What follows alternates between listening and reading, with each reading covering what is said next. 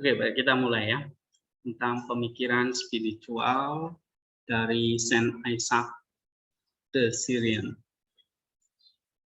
Nah, ini ada satu buku yang bagus ya, yang saya ambil dari Hilarion Alfeev ya, tentang The Spiritual World of Isaac the Syrian. Ini buku tahun 2008 ya. Nah, memang ada nanti dari Sebastian Brock ya, diterjemahkan dari bahasa Syria ke bahasa Inggris ya, tentang beberapa diskurs doa ya, atau diskursus tentang doa. Nah, tapi sebelum kita bahas tentang doa, kita pelajari ini ya, konsep pemikirannya dulu, yang dimulai dari Allah yang kasih. Nah, bagi Isaac, Allah yang kasih itu hanya bisa didekati dengan kehidupan yang kudus, kehidupan yang penuh kasih, kehidupan yang mengalami satu kehadiran Allah. Dan itu hanya bisa terwujud kalau kita mengalami loneliness atau kesendirian. Nah, kamu lihat tuh. Dari awal dia sudah kasih tahu bahwa ya, hanya dengan hidup solitude atau loneliness, atau bahasa Yunani itu hesychasm. Nah, kita baru punya pengalaman mencapai kepenuhan di dalam kasih. Nah, kenapa? Karena kita ada di dalam Allah yang kasih. Oke, makanya dia katakan kehidupan di biara, padang gurun, jauh dari orang-orang, itu sebetulnya adalah kehidupan yang ideal. Kehidupan yang sebetulnya membawa kita bisa menyatu dengan ilahi. Ya. Nah, tapi Isaac juga bilang bahwa mungkin nggak semua orang itu bisa dipanggil ya untuk hidup di tengah hidup yang ideal seperti itu, di tengah loneliness. Tapi dia mengatakan ya kita tetap mesti menyatu dengan Allah, bukan dengan menarik diri dari dunia, tapi menarik diri dari hawa nafsu. Dan itu digantikan dengan kasih Allah. Jadi kalau kita mengosongkan hawa nafsu, nah kita gantikan dengan kehendak ilahi. Jadi kalau kita mengosongkan keinginan dunia, nah itu digantikan dengan keinginannya Allah. Jadi manusia itu bukan berarti kosong, tapi berisi kasih ilahi. Ya, nah memang dia bilang solitude can be painful. Kesendirian itu bisa painful. Ya, tetap gimana pun kita nggak bisa lepas dari pengalaman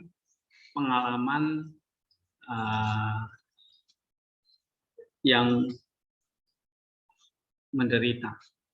Ya, misalnya kita tuh misalnya seperti pengalaman ditinggalkan Allah, doa-doa kita kayaknya nggak pernah dijawab, ya. Atau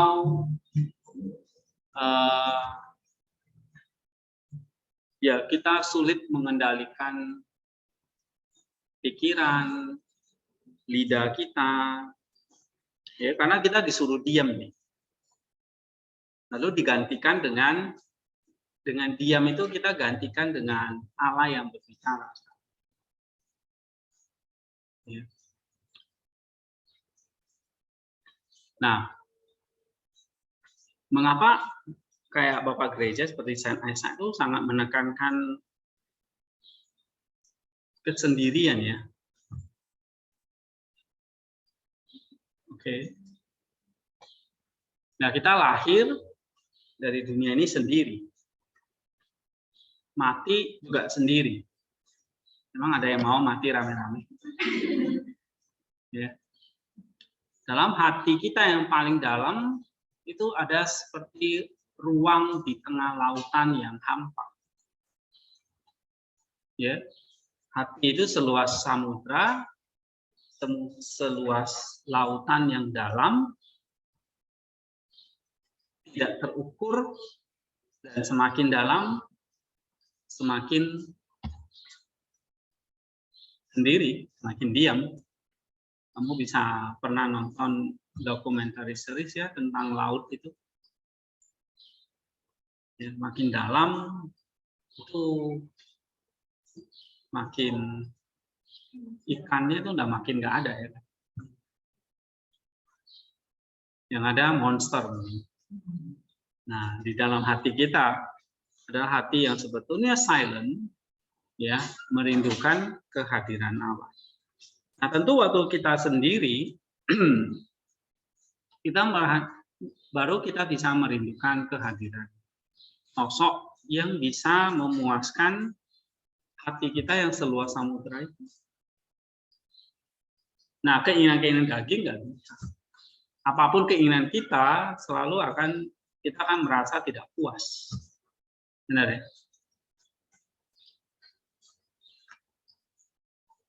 Ya, materi, jabatan, harta, dan semuanya itu kita nggak akan pernah puas dengan itu. Karena begitu itu dilempar ke laut, dia nggak akan, coba kamu punya uang berapa banyak sih? Coba dilempar ke laut. Laut itu bisa menampungnya? Sangat bisa. Bahkan berlebih ya. Orang yang paling kaya, seluruh orang kaya di dunia ini, dia punya uang emas, suruh lempar ke laut. Nggak usah lautan Hindia aja lah. Laut Ciratok gitu aja. Itu enggak. Laut itu selalu siap menampung. Nah, tapi hati yang paling dalam itu, hati yang solitude itu merindukan, hanya bisa dipuasi oleh satu pribadi, yaitu Allah yang kasih. Oke, makanya dia bilang solitude itu adalah mencapai satu experience yang fullness of life in God. Ya, satu kepenuhan hidup, satu kepuasan hidup yang memang full. Ibarat itu kalau laut tuh hanya Allah yang bisa mengisi, ya, hati kita dengan kehadiran Dia. Satu experience ya. Nah, maka di sini solitude is not, keheningan itu bukan kita pasif, kita diam lalu kita kayak orang bengong, ya. Tapi ini adalah satu pengalaman kita merasakan kehadiran Allah di dalam hati kita yang paling dalam. Oke? Jadi solitude adalah pengalaman di sini. Jadi bukan hanya sekedar kesendirian ya. Pengalaman mencapai kepenuhan hidup di dalam Allah. Ya. Jadi kalau ditanya, Pak, kenapa kok solitude? Keheningan itu yang bisa memuaskan hati kita. Karena di dalam keheningan Allah itu hadir. Jadi Allah itu nggak hadir di tengah kalau kita sibuk dengan keinginan daging kita, dia nggak hadir. Ya. Nah, diri kita yang mesti menyatu dengan Allah dan itu dicapai dengan hidup dalam diri sendiri.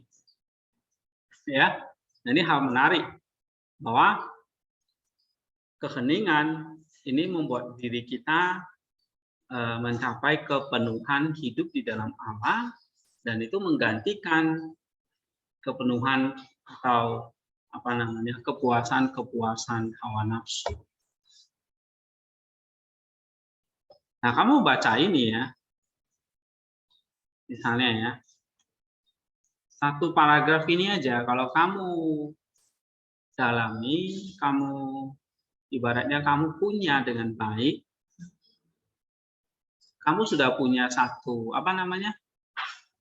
satu knowledge ya, satu konsep di sini. Oh, solitude is the experience of the fullness life in God. Ya kan? Bahwa keheningan itu adalah satu pengalaman kita mencapai kepenuhan hidup di dalam Allah. Nah, itu satu kalimat yang sangat dahsyat juga. Itu mutiara. Kata-kata mutiara dari orang yang mengalami kehidupan yang real dengan Tuhan itu. Ya. Jadi kalau kamu baca ya, misalnya ini, lalu nggak menangkap the mind-nya, the spirit-nya, ya udah, itu nanti cuma lewat. Ya, nah makanya gimana supaya nggak lewat gitu saja? Perlu dicatat. Saya baca ini, begitu saya dapat the mind-nya, saya langsung catat. Gitu. Ya. Nah, ini suatu saat kalau saya misalnya mau bikin paper, saya tinggal kutip aja. Ini semua udah ada kutipannya nih. Kutipan, komentar. Benar nggak? Kutipan, komentar. Biasakan seperti itu. Ini kutipan, tentu saya pilih ya. Nggak semua saya kutip. Saya pilih kutipan-kutipan yang bagus. Nah, lalu ini menjadi satu apa namanya? Satu the mind, ya, pikiran yang saya dapat yang langsung saya tuliskan. Karena kalau nggak saya tuliskan, saya bisa lupa atau saya lewat begitu aja. Ya. Sama kayak kalian baca Saint juga, di situ banyak informasi. Nah, tapi apa di situ kutipan yang kalian bisa komentar? Satu aja cukup. Saya nggak minta banyak-banyak. Satu kutipan, nih, kasih komentar. Itu aja dapat satu hari satu, itu udah ibarat memuaskan nggak? Mungkin nggak. Tadi sekali lagi hati kita itu seluas samudra. Ya, harus dikasih yang banyak. Ya, tapi kok kita yakin bahwa kalau itu adalah firman Allah, ya, maka itu akan menghidupkan kita. Ya, kalau kamu mau dapat banyak, ya kamu baca yang banyak. Tapi kalau satu aja kamu satu hari dapat satu aja, and then itu betul-betul kamu gumulkan, that's amazing. Ya, itu udah luar biasa. Apalagi kalian bisa baca sampai 5 artikel di situ. Nah, itu lebih luar biasa lagi. Mungkin hatinya seluas alam semesta. Ya. Lebih hebat kalian dari Saint Isaac berarti. Oke. Nah, jadi kalau saya tanya misalnya ini, apa itu solitude atau kesendirian? Ya, solitude kata Isaac itu bukan hanya sekedar untuk orang selibat. It's not for a synonym for celibacy. Tidak identik dengan orang yang selibat atau tidak nikah. Atau kehidupan hermit, ya, atau kehidupan mengasingkan diri dari dunia. Bukan itu, karena solitude itu adalah satu pengalaman siapapun yang mencapai kepenuhan hidup di dalam Allah. Seperti apa pengalaman hidup di dalam Allah itu? Nah, tadi yang saya lukiskan, bahwa hati kita yang dipuaskan.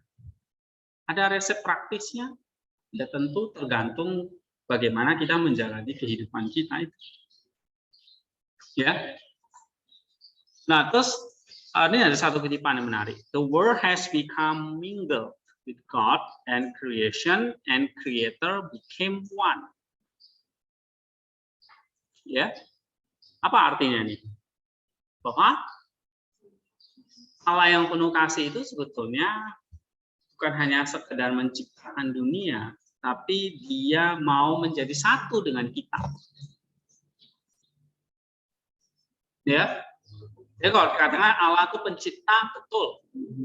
Tapi Dia juga penyatu. Apa ya bahasa Indonesia? dia juga mau bersekutu, menyatu dengan manusia. Jadi the world has become mingled with God. Creation and creator became one. Pencipta dan yang dicipta itu menjadi satu. Ya. Nah, kenapa? Karena kita adalah buah kasih Allah.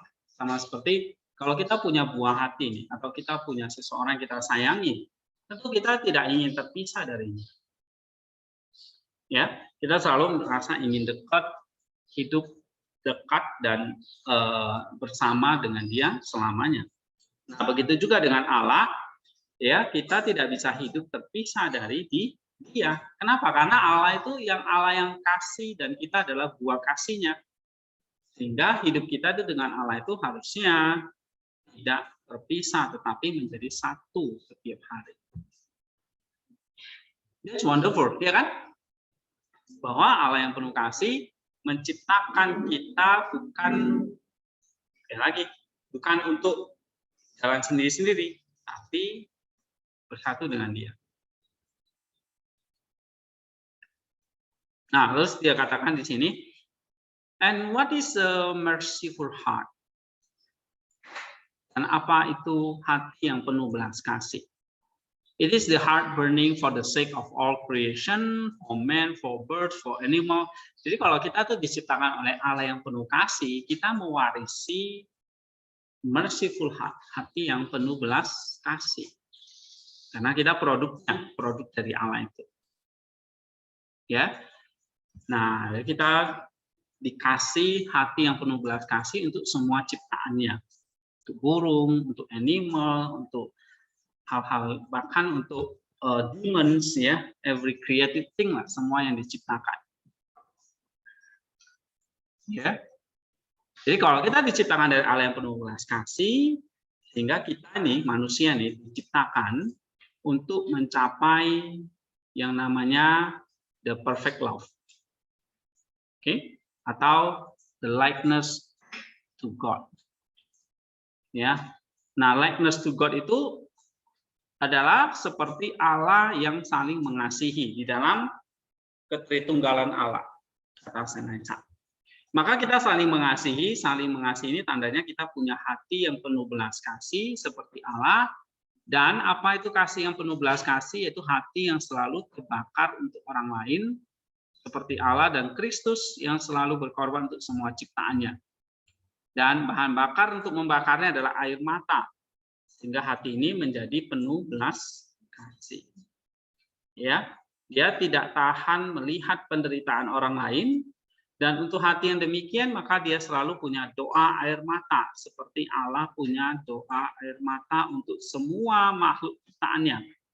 Allah dan kita akan bertindak melindungi karena ada belas kasih yang terus membakar di dalam hati. Jadi apa yang membuat Allah itu terus bisa mengasihi?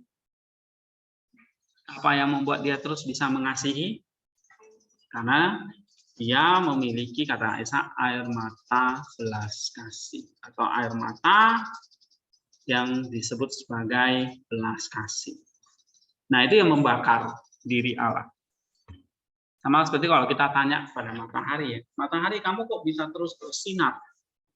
Nah, di dalamnya ada proses reaksi kimia yang terus dibakar, ya kan? Sampai kapan? Ya, sampai bahan bakarnya habis, ya matahari itu akan redup, mati. Nah, sama seperti kita, ya. Kapan kita bisa punya kasih? Ketika di dalam hati itu terus membakar, ada bahan bakar di dalamnya. Nah, bahan bakarnya itu adalah air mata tadi.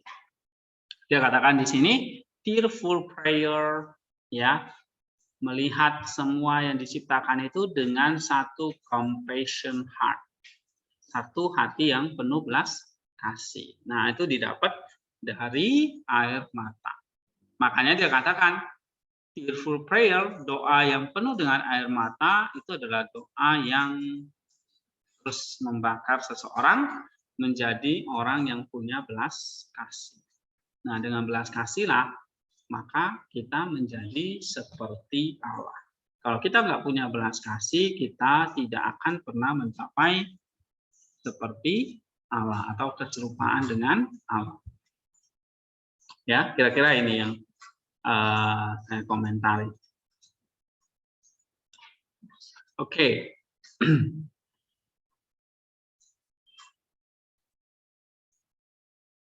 Nah, kemudian orang yang punya belas kasih atau the merciful heart, ya, itu adalah gambaran dan keserupaan dari Allah. Ya.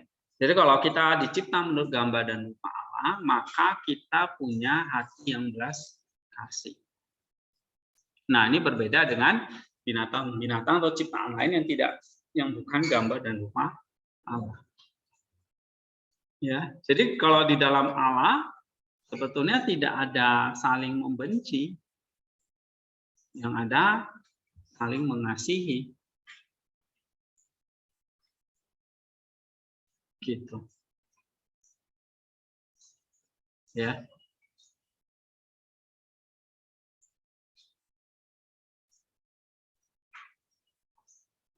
Oke. Nah, tapi kan kenyataannya kita punya rasa benci. Kenapa? Karena gambar dan rupa Allah itu, iya, itulah yang membuat Adam diusir. Lalu Kristus datang untuk memperbaiki itu.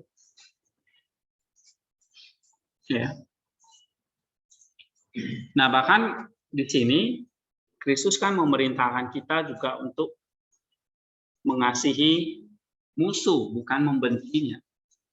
Jadi kenapa kok kita harus mengasihi musuh? Harusnya musuh itu ya dibenci, bahkan ya dibinasakan, namanya musuh.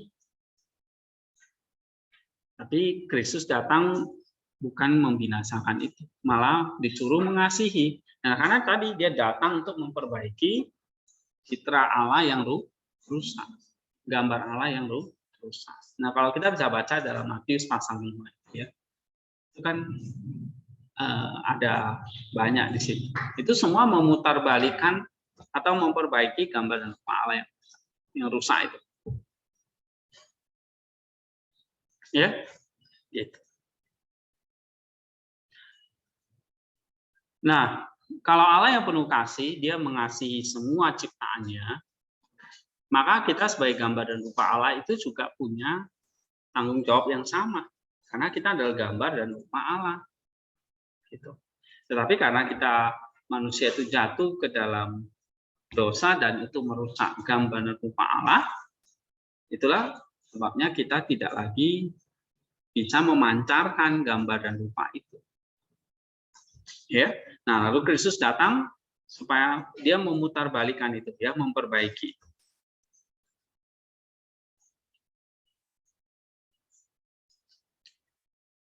Nah ini kalau nanti tentang kenapa Kristus harus berinkarnasi, lalu dia mati dan dia bangkit, seperti apa, ya?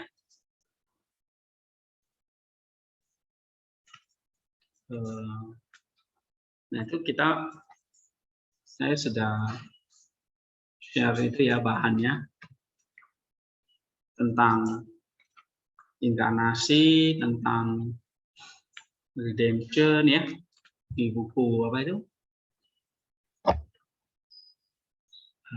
semester lalu yang kalian baca itu, iya, buku Alfie itu cukup detail menjelaskannya, ya. Nah, itu kan tugas baca semester lalu. Nah, harusnya ada gambaran, ya. Jadi kalau lupa dibuka-buka lagi, dibaca lagi. Nah, kalau saya rasa tidak menjelaskan secara doktrinal, ya, jadi dia menjelaskan itu secara spiritual. Oke? Nah, kodrat manusia itu diciptakan Allah yang kasih, memiliki potensi mengakomodasi kepenuhan keilahian, sehingga sebetulnya bisa mengalami kasih Allah secara kekal dalam keserupaan dengan Allah. Sebab itu manusia diberikan 5 karunia yang tidak ada pada ciptaan Allah yang kelihatan. Yaitu manusia ada roh, ada indera, ada akal budi, kehendak bebas, dan otoritas. Atau diberi otoritas. Oke. Nah, dengan roh manusia itu bisa berinteraksi dengan Tuhan, dengan indera berinteraksi dengan sesama, reason itu menjadi otak di balik kita berinteraksi dengan sesama, ya, ada reason itu atau pikiran ya, konsep. Jadi manusia itu bisa berkonsep tentang Allah, berkonsep tentang dirinya. Nah, itu reason. Kehendak bebas ya, dan juga otoritas. Nah, 5 fakulti ini atau 5 karunia yang diberikan ini, kata Isaac, ini adalah untuk mengalami kasih Allah secara kekal. Ya, dengan roh, maka manusia itu jadi manusia yang kekal. Nah, tapi kita bukan hanya roh ya, punya tubuh jasmani, sehingga Tuhan memberikan kita panca indera. Nah, itu juga akan dipakai untuk mengalami kasih Allah. Lalu ada akal budi, kehendak bebas, ya, dan otoritas. Nah, kodrat memiliki roh, jiwa, dan tubuh. Dan jiwa punya 3 bagian, yaitu nafsu, emosi, dan pikiran. Jadi kalau tadi ada roh, roh ini komplit lagi. Komplitnya adalah di dalam roh itu punya yang namanya tadi jiwa. Jiwa itu punya nafsu, emosi, dan pikiran. Jadi kenapa kok kita punya namanya pikiran atau reason? Karena kita punya jiwa. Ya. Lalu orang itu kok punya nafsu, punya emosi atau perasaan. Nah, itu karena punya jiwa. Nah, jadi jiwa itu punya 3 tugas, yaitu mengatur nafsu, emosi, dan pikiran. Ya, nafsu itu menjadi jahat, nafsu itu menjadi daging, karena jiwa terkontaminasi oleh dosa. Begitu juga dengan emosi dan pikiran jahat. Nah, itulah pada awalnya 3 ini diciptakan, nafsu, emosi, pikiran ini diciptakan untuk mengasihi makhluk ciptaan. Adam, dia diciptakan punya hati yang penuh belas kasih kan? Harusnya dia mengasihi ayam, lembu, bebek, sapi, semua. Gitu. Nah, tetapi karena jiwanya terkontaminasi oleh dosa, akhirnya dia bunuh. Dia dia benci, bahkan saling membunuh. Kain membunuh Habel, ya kan? Jadi bukan alam ciptaan lagi yang rusak, yang dia bunuh, tapi sesamanya dia juga bunuh. Seperti Kain membunuh Habel. Nah, itu karena jiwanya telah rusak, ya, itu nafsu, emosi, dan pikirannya. Atau desire itu berarti nafsunya, zeal itu emosinya, dan reason itu pikirannya. Ya, Remta, Hana, dan Niluta itu bahasa Syriaknya. Ya. Remta, Nana, dan Niluta. Atau kalau Greeknya itu nafsu itu adalah epitumia. Ya, kalau pikiran itu logistikon. Kalau emosi itu namanya timoides. Oke, timoides. Nah, jadi ada epitumia atau epitimikon, timoides, dan logistikon. Atau desire, zeal, and reason. Ya, nafsu, emosi, dan pikiran. Nah, ini 3 fakulti jiwa yang harusnya dipakai untuk mengakomodasi kasih Allah. Tapi melayani dosa jadi. Oke, itulah sebabnya nanti ada inkarnasi, ada penebusan dan sebagainya. Ya. Nah, kodrat manusia itu tidak ada poison, tidak ada racun sebetulnya. Ya.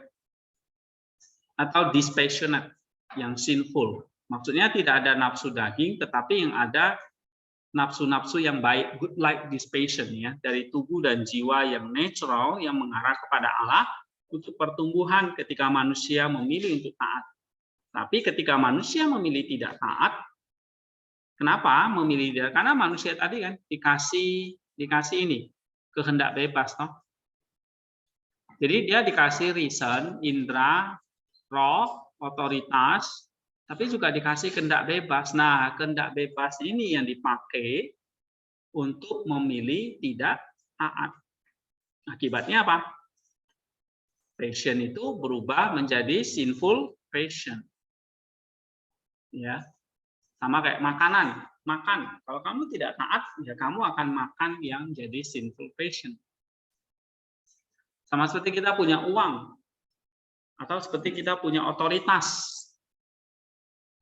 Kita bisa membuli orang, atau membunuh orang karena kita punya otoritas. Tapi kalau itu disalahgunakan, ya, kamu punya rasa lapar, nafsu akan makan, itu bagus. Itu good like dispassion ya. Tapi ketika kehendak bebasnya tidak memilih taat, maka passionnya jadi sinful passion. Ya, nah lalu itu kan menjadi cacat di dalam jiwa kita, akhirnya menjadi satu noda dan itu akan terus terulang. Ya, tidak masuk jiwa menjadi takluk kepada passion dan kodratnya menjadi sinful. Jadi kamu lihat di sini, Adam ketika dia memilih tidak taat kepada Allah, dia kan memilih taat kepada ular itu kan. Nah akhirnya dia makan, berarti jiwanya Adam jadi tercemar. Atau kodratnya jadi tercemar. Nah, lalu keturunannya itu jadi tercemar. Artinya apa? Keturunannya itu mewarisi kodratnya Adam. Karena dia manusia pertama tadi. Kecuali Tuhan menciptakan dua Adam sekaligus. Adamnya cuma satu. Ya. Nah, Adam yang satu ini kodratnya jadi rusak. Berarti gambar atau citra Allah itu jadi rusak. Apakah rusak total? Kata seperti John Calvin, rusak total itu berarti ini, roh atau nafsu, emosi, pikirannya rusak total, atau roh, indera, reason, kehendak bebas, otoritasnya berarti rusak total? Tidak. Ya. Manusia, Adamnya menderita akibat dosanya sendiri, dia diusir, ya kan? Lalu Hawa menderita sakit bersalin dan sebagainya, dia diusir. Menderita akibat dosa itu. Nah, lalu dia membawa kodrat yang rusak. Nah, dalam kodrat yang rusak itu 3 fakulti atau 3 ini bukan rusak total, tapi masih berfungsi. Cuma fungsinya itu jadi cenderung untuk berbuat dosa. Kalau tadi sebelum jatuh ke dalam dosa, dia cuma belum ada kecenderungan itu karena masih bersih. Ya. Nah, tapi rusak nafsunya jadi nafsu yang bisa 2 kemungkinan, good like dispassion atau sinful passion. Nah, tapi karena dia jatuh dalam dosa, sekarang kodratnya itu misalnya kayak nafsu, pikiran dan emosinya itu jadi cenderung berbuat dosa. ya.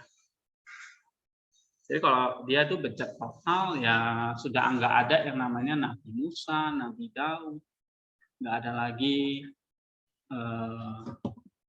apa namanya para nabi, ya, yang masih punya sinful, yang masih punya good light dissipation.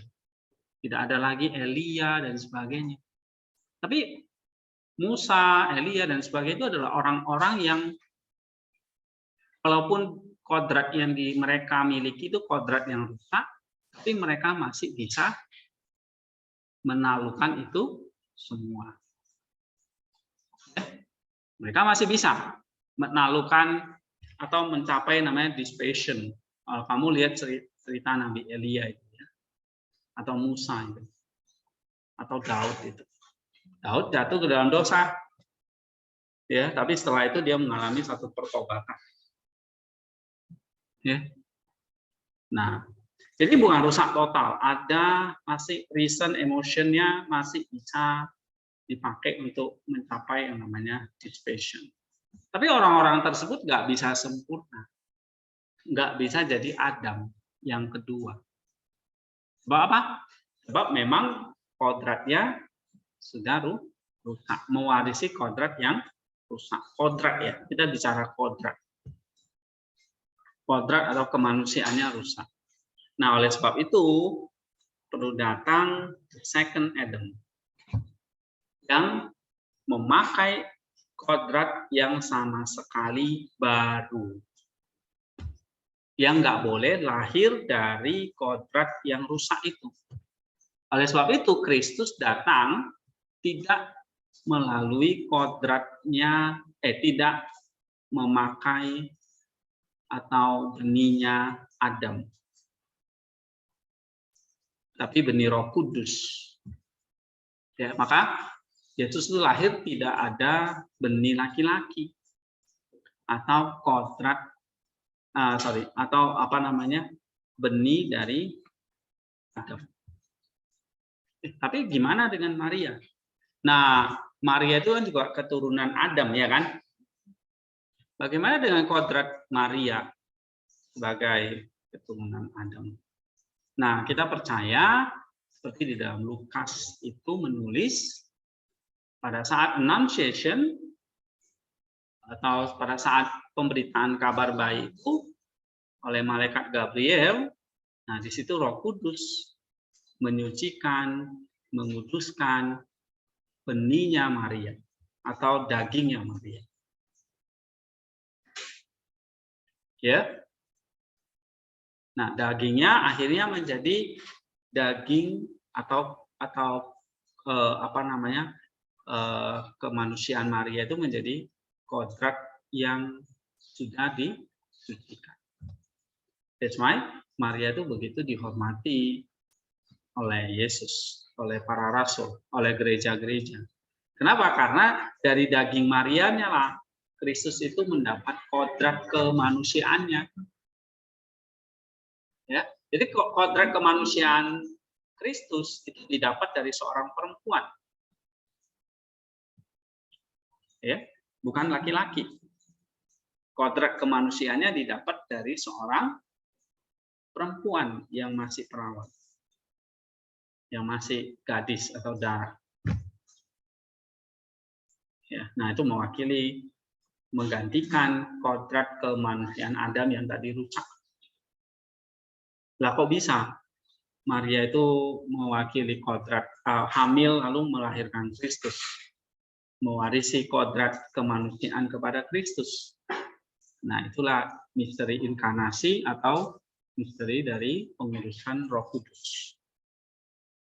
Ya, nah sehingga Kristus yang lahir itu dia menjadi the second Adam, mewarisi kodrat yang kembali sempurna. Gitu. Ya. Nah, jadi seperti dunia itu diciptakan ulang oleh Allah. Adam lahir, lalu Tuhan kasih dia otoritas untuk memenuhi bumi ini. Kristus lahir, Allah memberi dia otoritas untuk menebus dunia ini. Bukan menciptakan ulang dunia ini secara materi, ya, tapi merebut kembali dunia ini dari tangan si jahat. Nah, maka ketika Kristus datang, dialah sang penebus. Nah, penebus itu artinya merebut kembali dunia milik Allah. Ya. Nah, lalu dia katakan dia akan rebut kembali dari iblis. Nah, maka dia mendirikan gerejanya sebagai lembaga yang bertugas sebagai lembaga sakramen. Artinya apa? Lembaga yang bertugas memberikan persembahan itu kepada Allah. Oke, jadi kalau Adam yang pertama harusnya melakukan tugasnya dengan baik, mempersembahkan itu kepada Tuhan, tapi gagal, nah sekarang digantikan oleh gereja. Gitu ya, nanti kalau kita cerita sampai ke situ. Oke, kita kembali ke Saint Isaac.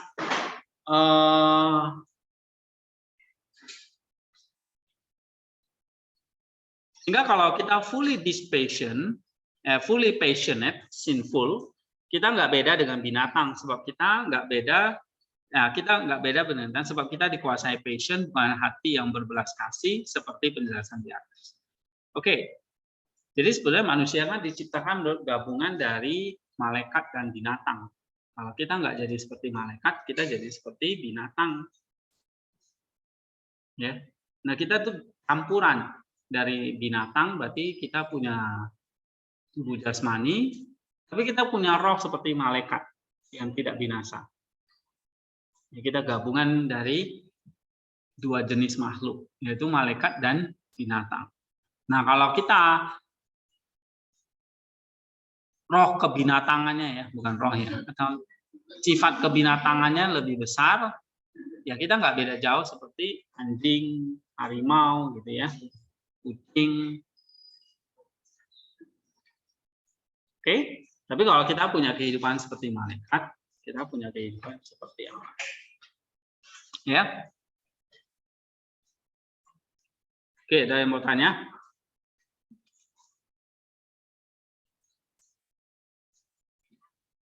Nah, supaya manusia tidak binasa oleh sinful passion ini, maka sekali lagi Allah yang kasih tadi menyerahkan anaknya yang tunggal itu untuk mati demi manusia, supaya manusia belajar lagi kasih dan taat kepada Allah, sama seperti Kristus taat dan kasih kepada Bapaknya. Jadi ini memperbaiki kesalahan kita sebelumnya yang tidak taat dan kasih. Nah, jadi menurut Saint Isaac, apa yang menyebabkan sebetulnya dosa itu ada? Dosa itu bukan sebuah existing. Dosa itu adalah ketiadaan kasih atau ketiadaan ketaatan. Kamu tidak taat karena punya kehendak bebas, ya berarti kamu di situ sudah dosa. Jadi dosa itu bukan seperti diciptakan oleh Allah ya.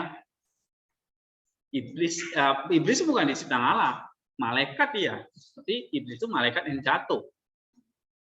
Sehingga iblis itu ada, bukan Allah menciptakan iblis lalu untuk menggoda-goda manusia kan gitu. Ya, atau neraka itu diciptakan oleh Allah supaya menghukum manusia. Allah nggak pernah menciptakan neraka, Allah tidak pernah menciptakan iblis.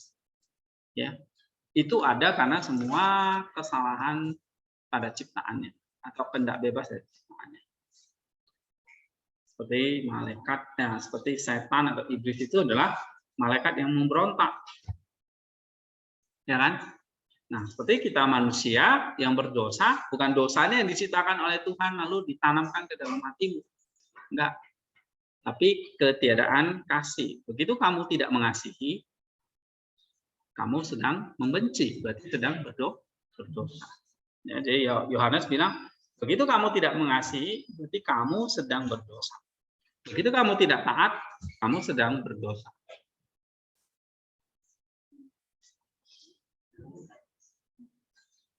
Ya, nah oleh sebab itu, gimana cara menebus kesalahan seperti ini? Ketiadaan kasih dan taat tadi.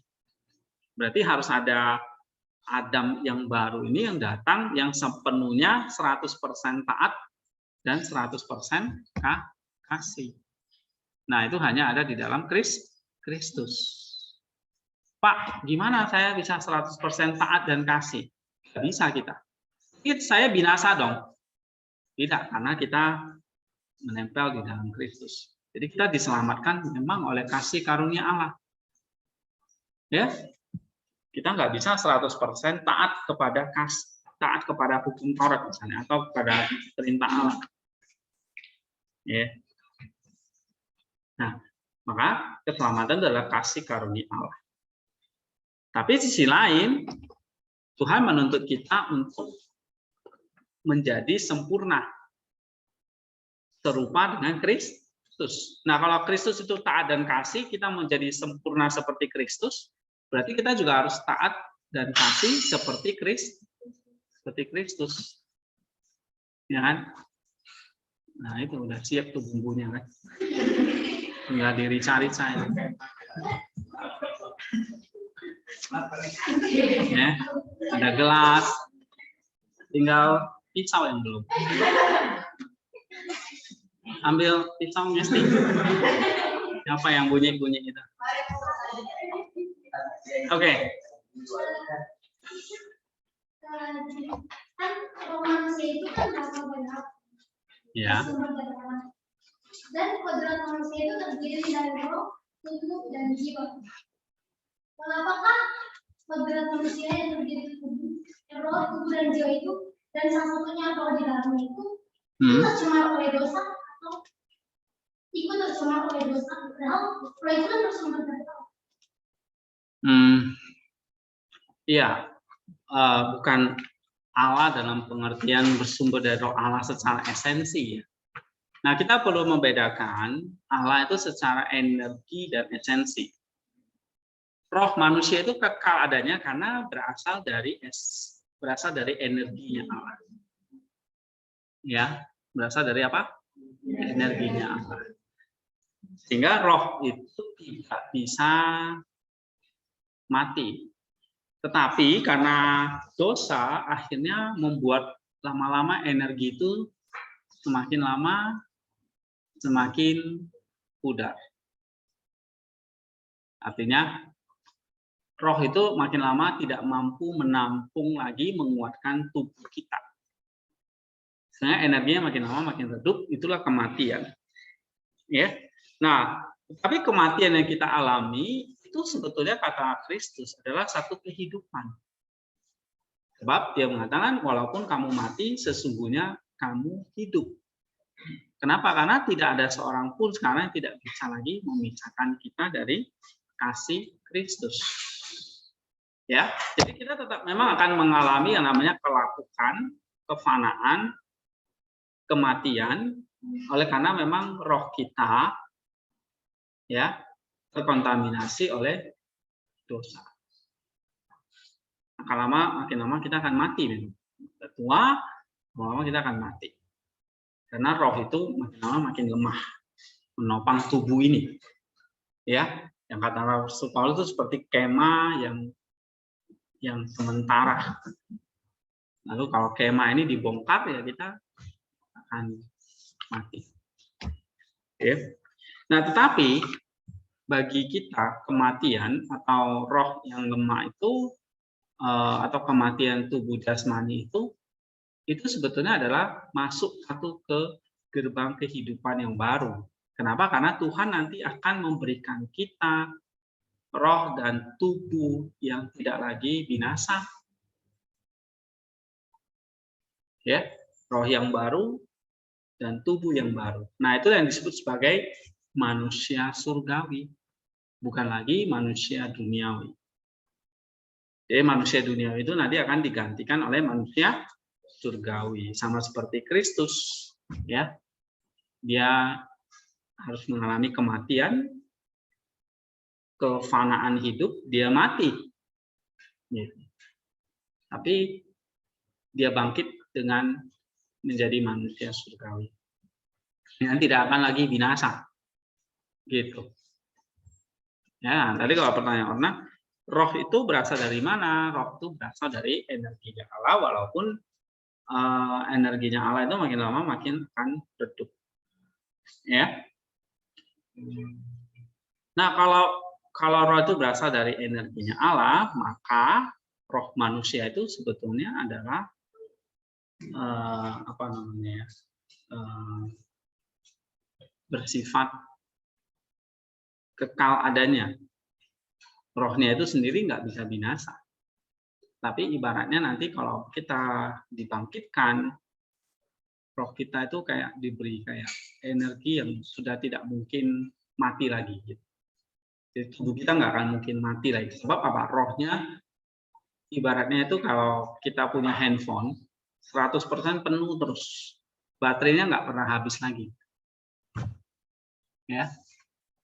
Nah, mungkin kita masing-masing ilustrasi kayak handphone ini ya. Ada handphone tahannya 10 jam, 1 hari. Nah, berarti Tuhan kasih dia waktu hidup 1 hari. Tapi ada yang cuma handphonenya cuma tahan 1 jam. Mati handphonenya. Kenapa handphonenya mati? Kenapa kok kita bisa mati? Karena baterainya udah habis. Nah, begitu juga tergantung nih, baterai kita tahan lama. Bisa aja besok. Kalian duluan, saya belakangan. Ya. Atau saya belakangan, kalian duluan. Ya. Dia nggak tahu roh kita itu baterainya berapa jam. Ya. Nah, belum lagi tercemar oleh dosa. Ya, misalnya kita bisa bunuh diri, kita bisa tiba-tiba kena bom, mati kita. Ya, dia karena dosa mempercepat umur kita. Kamu lihat di dalam perjanjian lama itu ya, manusia itu hidup bisa sampai 1000 tahun. Lama-lama paling Musa bilang paling banter 80. Itu udah diskon berapa persen? Dari 1000 jadi 80. Hah? Berarti kan makin lama kualitas hidup orang itu makin menurun sebetulnya. Cuma 80 tahun. Iya kan? Itu pun udah menyusahkan sekampung. Ya. Umur 80 itu udah menyusahkan 1 RT kan gitu. Ya kalau dia gila terus cari kemana-mana kan gitu. Atau dia pikun. Ya, udah merepotkan 1 kampung. Mendingan cepat mati. Oke. Jadi dari 1000 jadi 1000 tahun jadi 80 tahun. Ya. Berkurang 98%. Berapa persen ya? 90% mungkin. Nah, itu. Kenapa? Karena energi pada roh Allah itu makin lama makin redup karena tercemar oleh dosa. Kristus saja cuma 33. Lebih singkat lagi. Kenapa kok nggak dia disalibkan di umur 80? Kristusnya nggak mau, kelamaan saya. Ya, 30 tahun cukup, dia bilang. 3 tahun pelayanan. 33 game over. Gitu. Ya kan? Dia nggak mau kayak Musa 80 tahun atau 120 tahun, kelamaan. Ya, Kristus juga kepingin cepat-cepat selesai, ya kan? 33 cukup. Gitu. Ya, itu tadi ya Orna. Energi kita yang dari Allah itu makin lama makin terkikis oleh dosa. Coba aja kamu hidup di dalam dosa, kamu main perempuan dan sebagainya, nggak lama umurmu. Ya, kamu akan kena penyakit, lalu mati. Ya, iya. Sekarang misalnya kayak virus COVID ini ya, kan merenggut berapa juta jiwa manusia tuh, ya kan? Nggak tua, nggak muda. Ya. Untung kita nggak di sini, ya kan? Itu udah kena yang ringan-ringan ya. Coba kena yang berat-berat, bisa menyusul. Ada yang tanya? Ya. Saya mau bertanya tentang yang dikatakan Ustaz. Jadi dia berkata bahwa Allah mengasihi karena dia memiliki hari Natal yang disebut dengan belas kasihan, sehingga dengan belas kasihan itu kita bisa mencapai kesempurnaan dalam Allah. Saya ingin gini, Pak. Berarti dari kegiatan puasa, berdoa, berjaga-jaga, seperti itu dan yang sebagainya itu tidak terlalu berpengaruh untuk kita mencapai kesempurnaan. Kenapa? Jelas di sini kita itu mencapai kesempurnaan bersama dengan Allah itu karena belas kasihan. Apakah konsep itu begitu, Pak? Mencapai kesempurnaan dalam Allah. Iya, ya untuk memperoleh misalnya kita harus memiliki belas kasihan, air mata seperti itu, ya kita perlu tadi ya menyingkirkan segala keinginan daging ya. Nah seperti ya kayak berpuasa dan latihan-latihan yang lain itu penting ya. Ya karena itu juga menjadi sarana ya untuk kita punya belas kasih sebetulnya. Bukan berarti latihan disiplin yang lain itu jadi nggak penting karena itu saling terkait. Ya. Nah misalnya kenapa kita misalnya harus berpuasa? Ya itu sebetulnya untuk melatih kita punya apa? Berlatih untuk menyingkirkan keinginan daging sebetulnya. Ya kan? Bukan hanya untuk tidak makan saja menahan lapar, tapi rasa lapar itu adalah menyadarkan kita, ini loh, saya punya keinginan daging yang harus saya kalahkan nih. Nah itu maksudnya di situ. Oke, jadi latihan-latihan itu adalah supaya kita punya apa namanya ya kapasitas untuk memiliki air mata tadi. Ya. Jadi kalau kita nggak punya rasa perlu menyingkirkan keinginan daging itu, lalu air mata kita air mata apa? Lah ya kan? Air mata karena apa? Kan gitu pertanyaan. Oke, ya Pasra, ya. Saya bertanya soal tentang bebas. Saya tahu bahwa kehidupan manusia ini tidak terlepas dari yang namanya kesalahan. Bahkan kehidupan manusia ada sempurna. Jadi di kelebihan dari segi tindak bebas, kalau Tuhan mengatakan bahwa kalian harus saling manusia saling ngasih, tapi saya lebih memilih untuk membenci. Karena begini, karena untuk mengasihi orang-orang kita bisa mengatakan iya, terus kalau kita ngasih kita bisa melakukan mengasihi orang lain, kita bisa mengasihi. Tapi untuk mengasihi orang-orang yang sering-sering marah dengan kita, apalagi dengan orang-orang yang kadang cuek dengan kita belajar untuk komunikasi, kadang dia cuek, maka dia sombong. Betapa kita mengasihi orang seperti itu? Kenapa? Karena kalau kita mengasihi orang seperti itu, kalau kita terus mengasihi mereka, kayaknya kita terengah, kayaknya hidup kita ini jadi terengah dengan keberadaannya. Jadi kalau kita mengasihi orang-orang yang sombong, cuek terus kan, saya lebih memilih untuk membencinya. Soalnya karena kalau saya lebih memilih untuk membencinya, jadi mau dia sapa saya atau enggak, mau dia ngomong sama saya atau enggak, saya nggak peduli. Karena saya nggak mengasihi dia, tapi saya membenci. Jadi saya lebih memilih untuk membenci orang yang enggak tulus dengan saya daripada semua. Jadi gimana kita soal ya itu kembali ke keputusan kamu, namanya kan tidak bebas ya. Kan nggak ada yang bisa memaksa kamu untuk mengasihi bahkan musuh sekalipun, ya kan? Itulah sebabnya kita harus ini, kita bukannya sekadar jadi manusia duniawi kata Rasul Paulus. Kalau itu kan kayak ya semua orang seperti itu, ya kan? Kalau orang itu berbuat jahat ya kita balas, benar nggak? Kalau orang itu cuek ya kita juga cuek. Kalau orang itu musuh ya kita hindari atau kita singkirin kan gitu. Ya seperti yang kamu bilang, ya kan? Nah kenapa? Karena ya kita masih melihatnya dari segi karena kita masih carnal flesh itu, masih manusia duniawi. Ya. Nah, itu bagaimana sinful nature itu atau manusia duniawi itu yang ada dalam semua orang Kristen.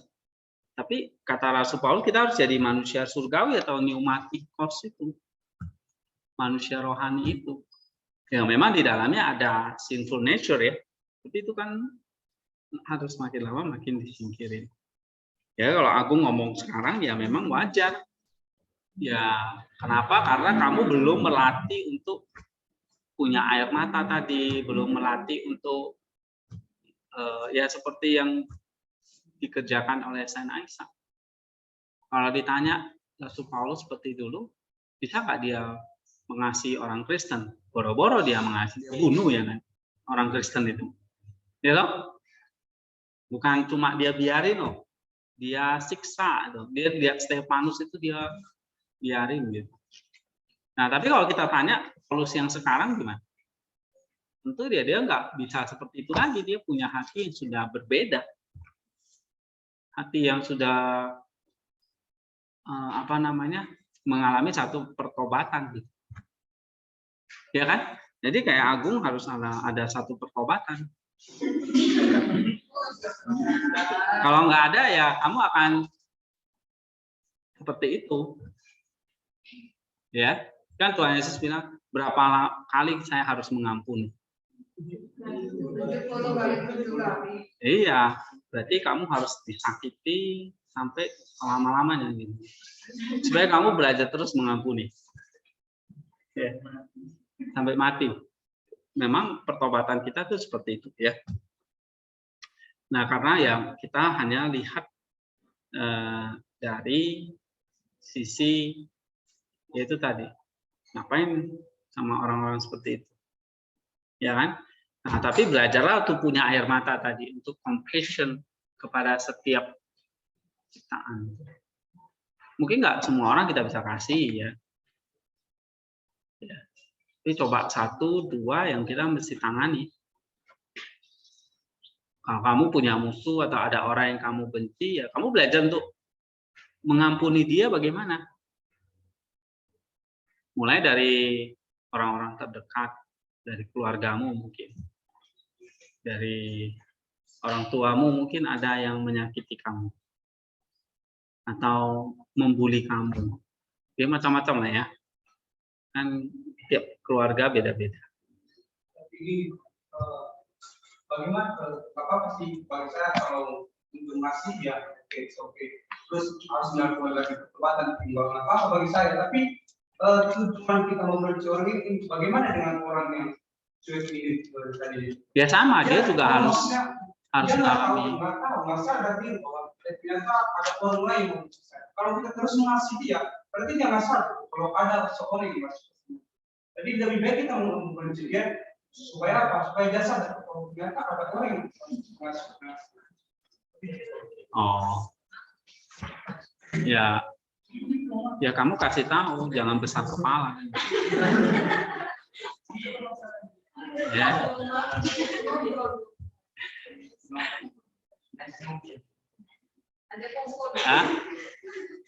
Ya, ajak ngobrol dan mungkin ajak piknik bareng.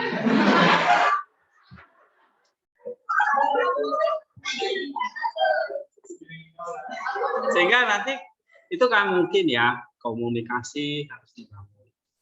Ya. Lalu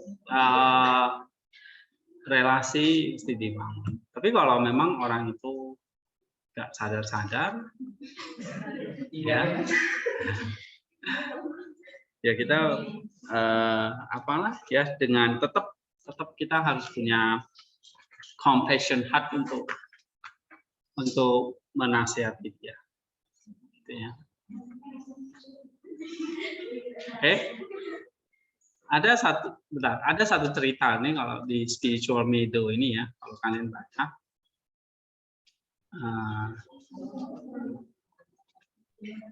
Tentang seorang yang bernama Yohanes ya. Sesepuh Yohanes namanya. Penatua Yohanes ya.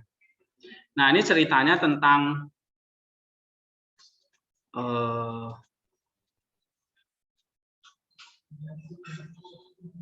apa ya? Ini nanti kalian baca sendiri ya. Udah ada yang udah baca belum? Cerita tentang Yohanes itu?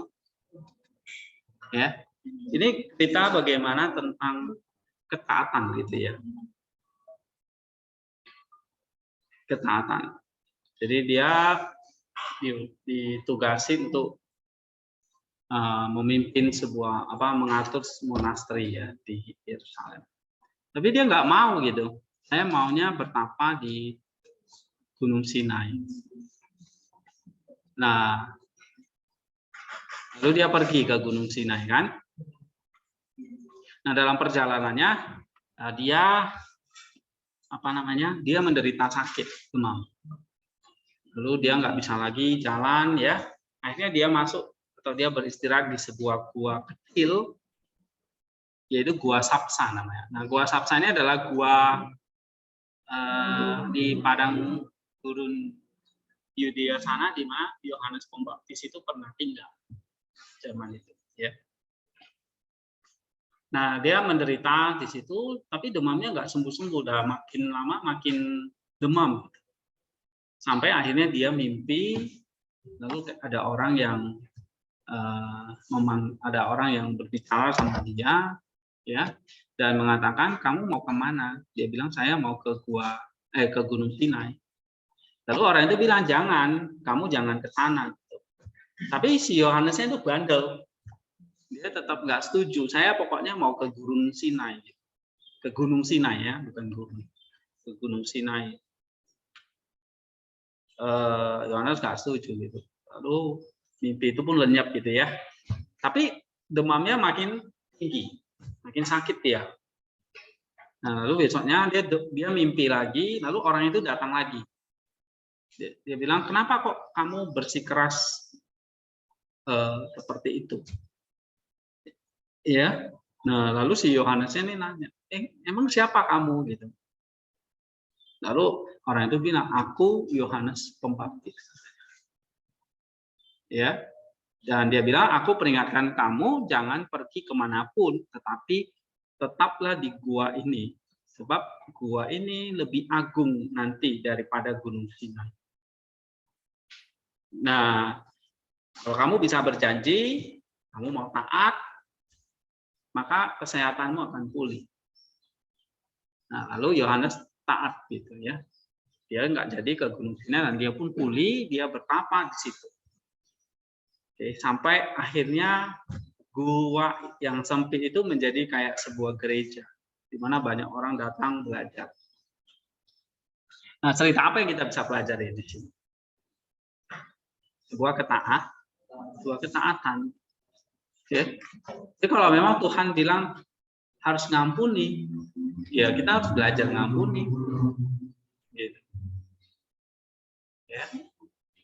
Nah, orang itu misalnya nggak tahu diampuni dan terus ya itu urusan dia. Ya mungkin kita bisa memberitahu, tapi urusan kita adalah bukan membenci dia. Ya, kalau kita masih hidup di dalam kebencian, ya kita masih hidup di dalam ketidaktaatan tadi. Nah, kan cerita-cerita seperti ini ya, misalnya kayak Spiritual Meadow, ini diambil dari buku ini ya. Mana ini? Spiritual Meadow, karya John Moskus. Ini cerita John Moskus itu adalah seorang yang mengamati kehidupan orang-orang gitu ya. Lalu dia mengambil cerita-cerita yang indah dari kehidupan orang itu. Seperti padang rumput, bukan padang gurun ya, padang rumput yang di tengah musim semi. Jadi ada banyak bunga-bunga yang bagus, yang indah dilihat. Ya, spiritual meadow itu maksudnya. Jadi spiritualitas padang rumput. Nah, ada berbagai macam bunga-bunga yang indah yang kita bisa petik dan kita hiasi. Ya. Nah, John Moskus itu seperti itu. Ada 200 lebih ya kisahnya. Jadi kalau kalian tertarik membacanya, ini ada bahasa Inggrisnya nih, The Spiritual Meadow.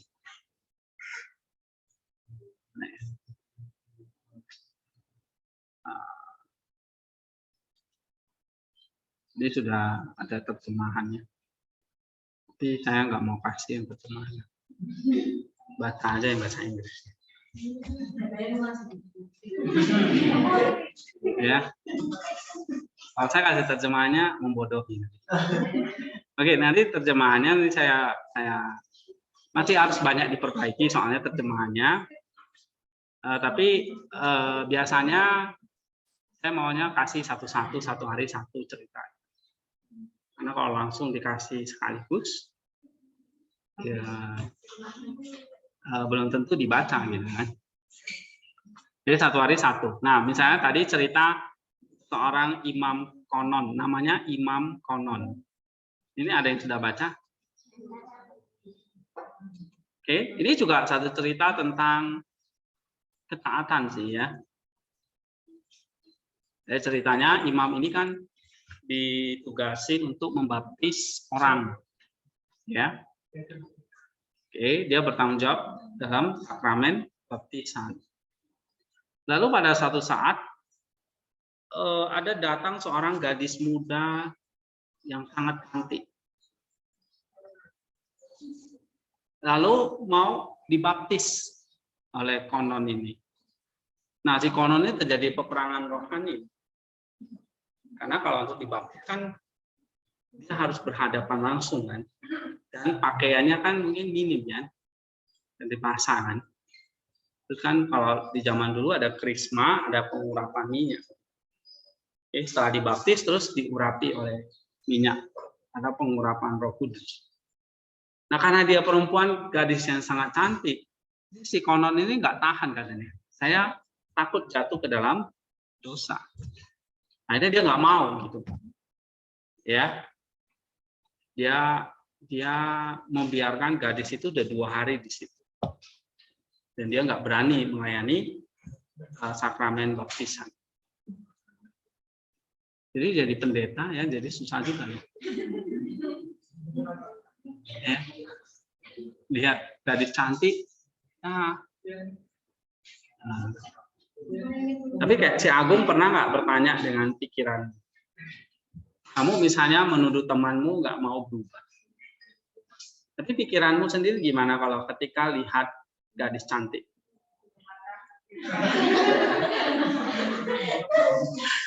Nah, kita seringkali kan nyalain orang ya.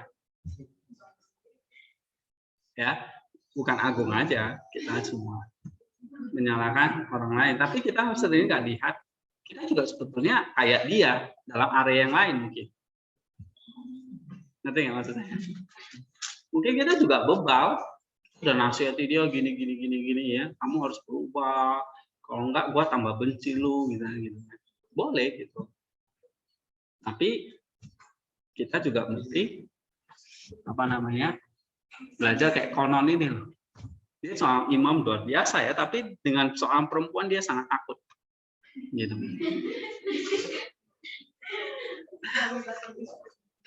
Karena kalau di gereja itu yang boleh baptis ya laki-laki kan, imam.